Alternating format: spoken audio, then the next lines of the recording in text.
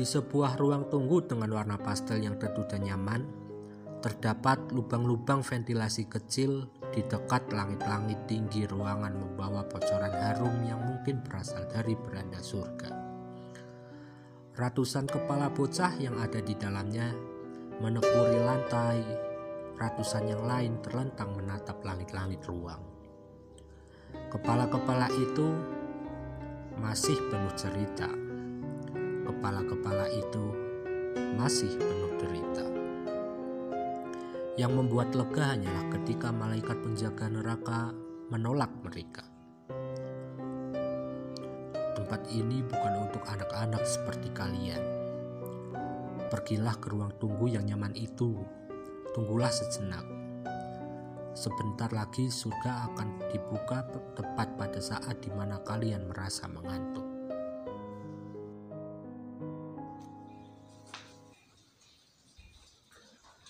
Aku seperti kupu-kupu di ruangan ini. Kupu-kupu dengan sayap yang butut dan rapuh. Kupu-kupu yang kadangkala berlagak bisa terbang jauh. Seekor kupu-kupu yang berharap bisa mendekati fakta, tetapi malah terperangkap di kaca jendela. Lingsut, lelah, dan menggelepar di sana, mungkin untuk selamanya.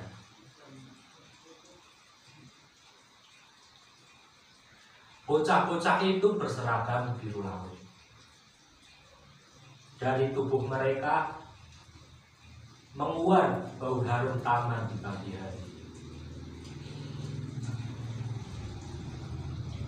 Tapi jangan bayangkan bahwa kulit mereka lembut dan ketat seperti donat.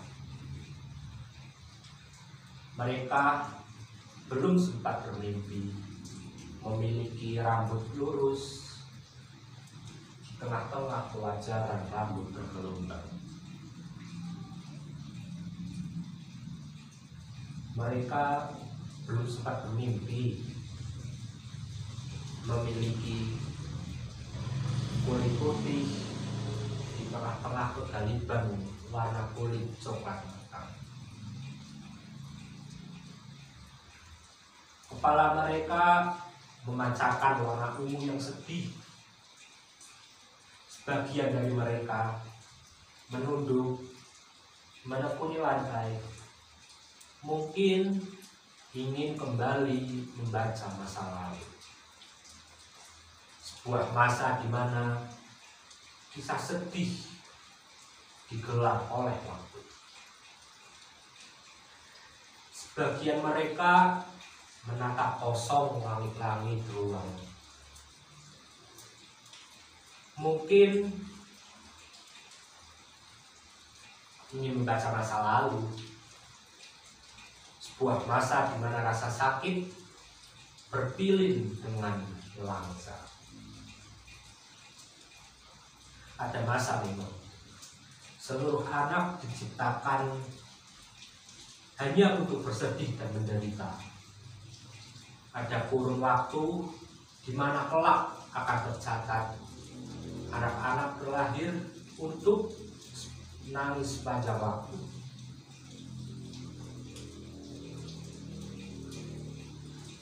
Aku masih mengitari mereka seperti kupu-kupu.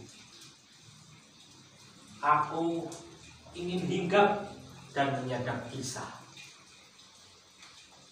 Tapi selalu dan selalu ada jarak yang terentang jauh antara si penyadap dan yang disadap.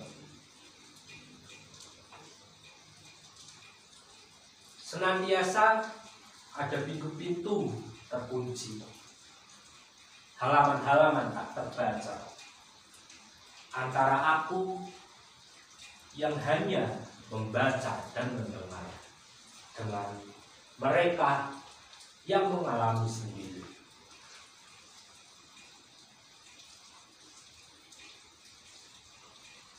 Tubuh mereka seperti dilindungi oleh arus deras yang tidak terlihat. ada semacam badai lembut yang membalut tubuh mereka. Sehingga setiap kali aku mencoba hinggap, aku terlempar. Percobaan yang selalu aku ulang. Kali kedua sempat aku hinggap, sebelum kemudian kembali terlempar jauh. Dengan hanya membawa sari-sari kisah yang tidak cukup sah untuk kurangkai. Lalu aku mencoba terbang agak lebih tinggi, mendekati lubang ventilasi, mencoba bernapas lebih lapang dengan kocoran harum bertiup dari beranda surga.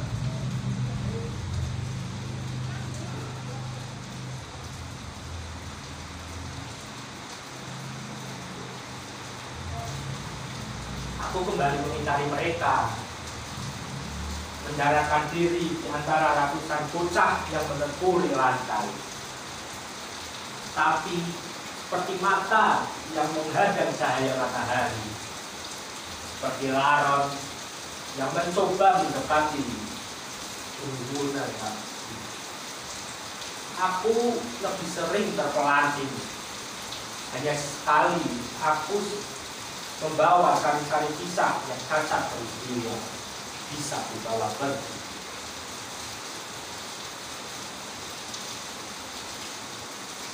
Demikianlah setelah beribu kali aku melakukan percobaan tolong itu.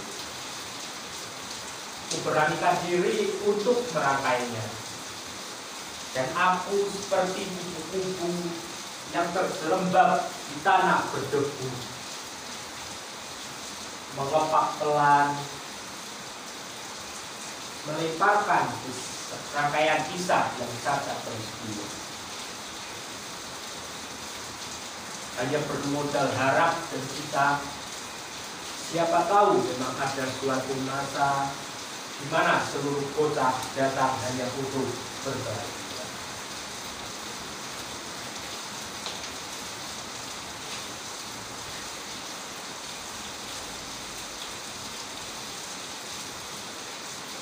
Dua bocah itu berpelukan di sebuah sudut. Dua kakak beradik, beradu kepala dan saling melingkarkan lengan, berpelukan. Aku mencium sari kisah yang berbakar. Mereka mati di balut api. Ibu mereka terlalu bersedih. Kemiskinan mungkin masih bisa dihadapi. Tapi satu di antara mereka menderita sakit yang tak mungkin ditanggulangi. Uang mereka tidak cukup untuk membiayai. Si ibu mengambil seliter minyak tanah. Dua orang yang masih kelelap mencoba diselamatkan oleh pasang tangan yang menggigil. Ya, tangan ibu mereka sendiri. Nah, penderitaan ini tidak akan selalu kita hadapi. Hanya kematian yang bisa menyelamatkan kita. Dan api pun berkorban. Mereka bertiga meregang. Mereka bertiga berpelukan seakan masih ada janji yang belum selesai ditunaikan. Berharap ada dunia di seberang sana yang bisa membuat mereka berkumpul untuk makan bersama di pagi hari yang cerah.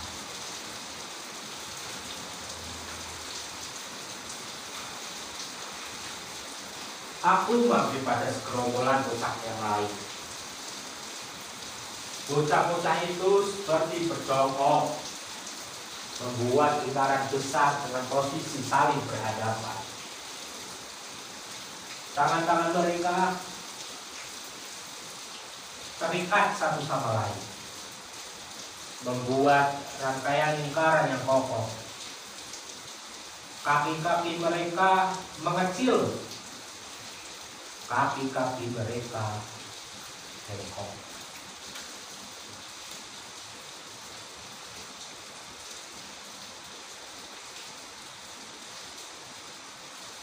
Ada yang salah dengan tubuh kami.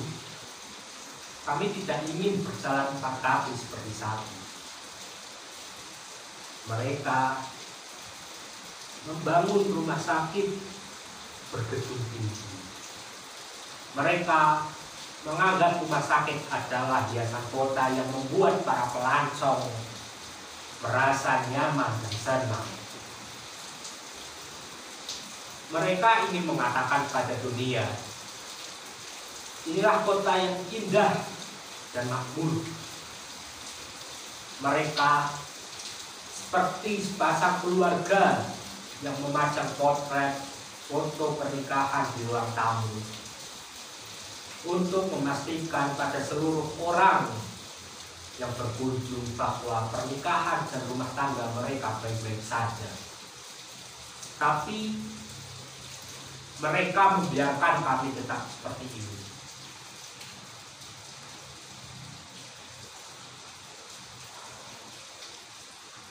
Di samping lingkaran besar itu, tubuh-tubuh kecil berbaring.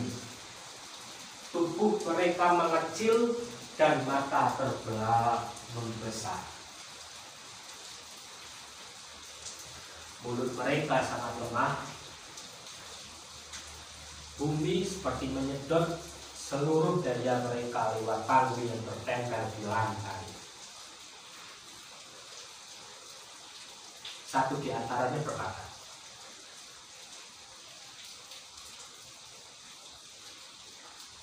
"Ibu membawaku pulang dari rumah sakit. Ibuku tahu aku akan mati. Ibuku sudah tidak punya air mata. Ibuku kalah dalam menagih janji. Mereka bilang biaya perawatan itu gratis. Mereka bohong. Mereka membiarkan aku mati dan membiarkan perasaan ibuku bolong. Mereka mencoba membunuhku 2 kali. Pertama, membiarkanku tidak punya gizi. Kedua, membiarkanku pulang karena ingkar terhadap janji.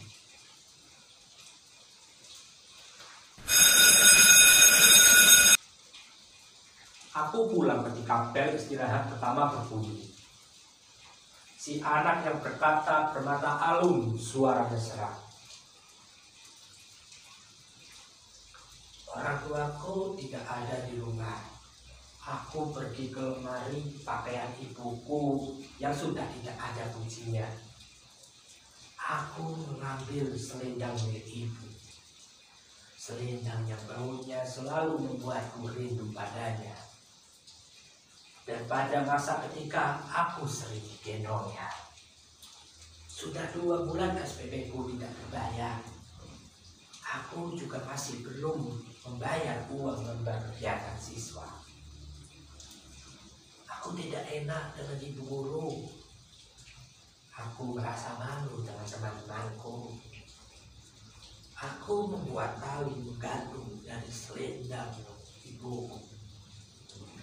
Aku tahu ibu sangat menyayangiku. Tapi di hari itu, aku ingin mengatakan kepadanya bahwa di luar sana, uang tidak bisa diganti dengan rasa sayang.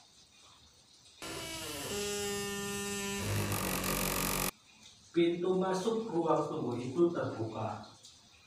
Baris anak-anak berseragam biru laut masuk.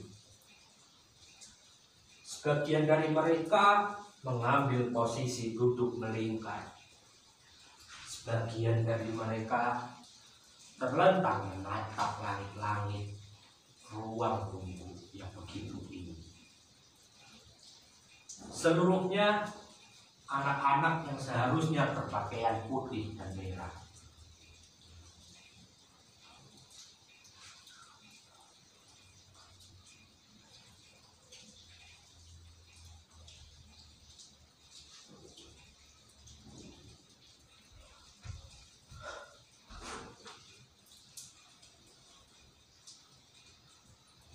Kami beringin surga, kami ingin dunia, kami ingin belajar menjadi manusia.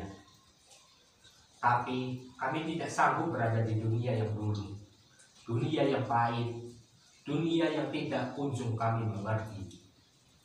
Kami ingin bermain layang-layang dan bersepeda. Kami ingin menyanyi dan berlari. Kami ingin bermain api dan air. Kami tidak ingin di sini. Kami belum ingin di sini. Tapi mereka memaksa kami. Mereka mendorong kami. Kami tahu dunia adalah tempat orang bersedih.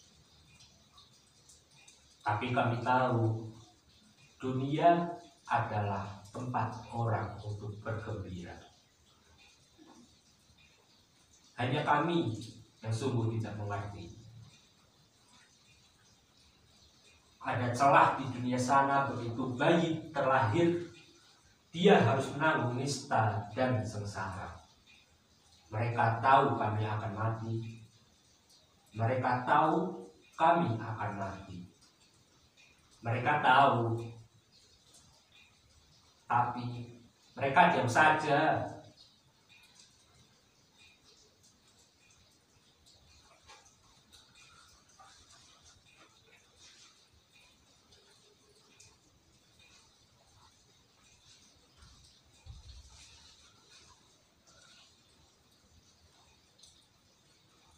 Aku telah jadi mayat ketika Bapak mengendongku naik kereta.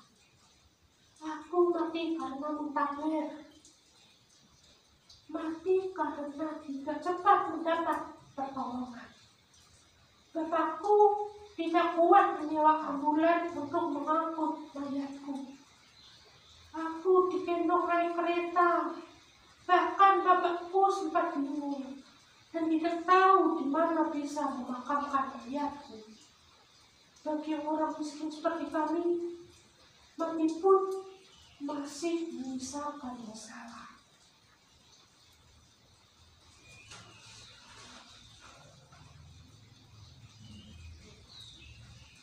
Aku hidup lagi. Aku terlempar lagi. Kembali hanya sepi sari-sari kisah yang bisa kusadar. Dan tibalah satu sentakan besar, sangat besar dan kuat. Aku ditabrak warna hitam. Aku ditabrak warna putih. Aku seperti hancur, seperti menghilang.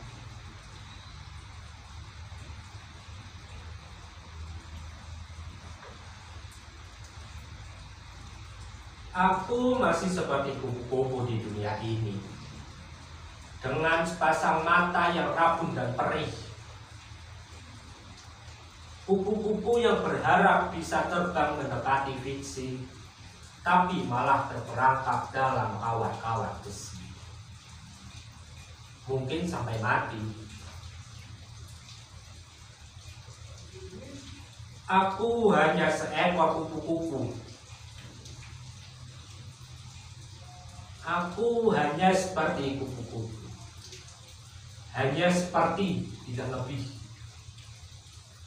Karena aku melewati masa kecil tanpa ancaman busung lapar, tanpa takut terserang polio, tak pernah berpikir jika sakit diusir petugas rumah sakit. Aku memang pernah berpikir untuk bunuh diri di waktu kecil, tapi itu karena uang jajanku yang tidak ditambah. Aku hanya seperti kupu-kupu. berharap mendekati dan mengerti penderitaan mereka hanya lewat kabar dari koran dan berita lewat televisi. Seekor kupu-kupu yang berlagak bisa memilih fakta dan fiksi. Namun yang terjadi selalu masuk dalam dua jebakan besar. Kalau tidak malu-malu dan salah tingkah, pasti masuk ke jebakan serampangan dan genit. Sementara banyak orang yang seperti kupu-kupu berterbangan, berharap menyadap dan menghadirkan kisah, sambil terus menyimpan kenangan tentang masa kecil yang riang. Sekaligus menyimpan harapan akan masa depan yang nyaman di tengah-tengah barisan bocah-bocah berseragam biru laut menuju ke ruang tunggu.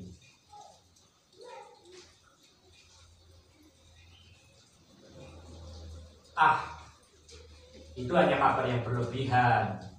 Lihatlah, aku selalu lahir generasi-generasi yang lebih baik dari kita. Mereka berkata sambil terus menggali lubang-lubang hutan, meracuni laut, membobol gunung, bahkan menebangi hutan. Ya, generasi yang lebih baik. Generasi yang baik.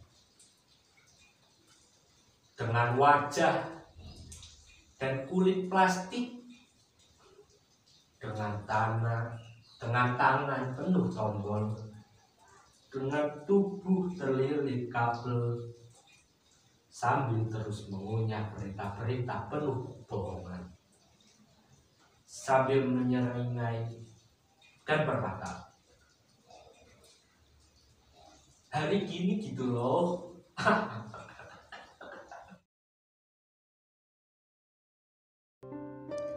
Mereka benar, ada perbedaan memang.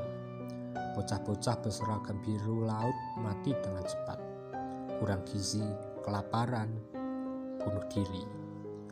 Sedangkan yang lain mati dengan cara lebih lambat. Disorientasi, depresi, keracunan kabar bohong, dan bahan makanan. Mereka benar, dan mungkin sekaligus mereka tolol seperti seekor kupu-kupu yang tidak kalah tololnya. Hari itu sebuah koran mengabarkan seorang bocah mati bunuh diri karena tidak bisa membeli buku. Dan televisi memberitahu ada seorang bocah mati bunuh diri karena ia merasa terlalu gemuk dan tidak secantik dulu.